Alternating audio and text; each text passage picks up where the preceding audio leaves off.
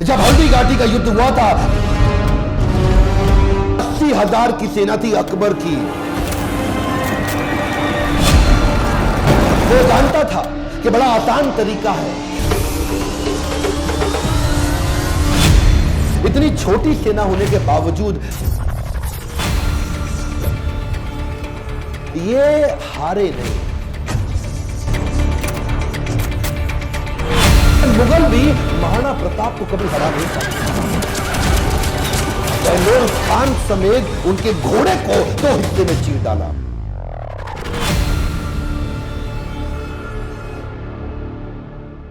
साढ़े 7 फुट के कुंभलगढ़ में जन्म लिए मेवाड़ी राजा, राजस्थान के शक्तिशाली राजपूत, वो जब पूरा अकबर भारत को जीत चुका था, तब अकेले मेवाड़ में ये खड़े हुए अकबर के खिलाफ। अकबर को देखिए, अकबर कभी जीता नहीं, राणा कभी हारे नहीं। कौन थे महाराणा प्रताप? जब हल्दी घाटी का युद्ध हुआ था, 80,000 की सेना थी अकबर की, 15,000 की सेना थी महाराणा प्रताप की।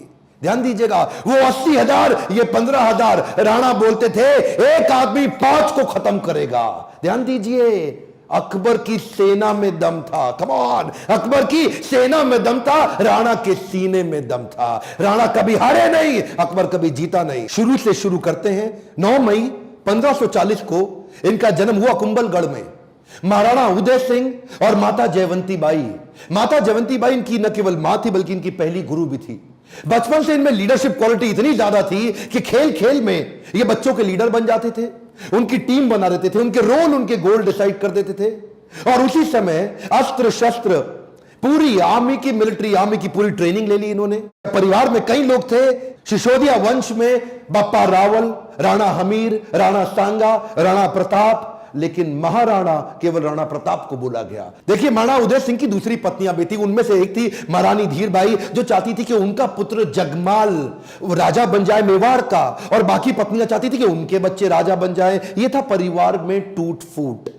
अकबर बहुत तेज था, वो जानता था कि बड़ा आसान तरीका है, इन्हीं राजपूतों को आपस में लड़वा दो, कुछ को अपने साथ ले लो, बाकियों को खत्म करना आसान हो जाएगा। वही हुआ, राजपूतों में आपस में लड़ाई हो गई। जब जब घर टूटेगा तब तब पड़ोसी आके लूटेगा। यही हुआ, हर बार ऐसा होता आया है। यह पहली बार तो हुआ नहीं है। 326 बीसी के अंदर जब सिकंदर भारत आया था, तो महाराजा आम्बी ने पोरस को धोखा देके उनसे संधि कर ली, पोरस हार गए।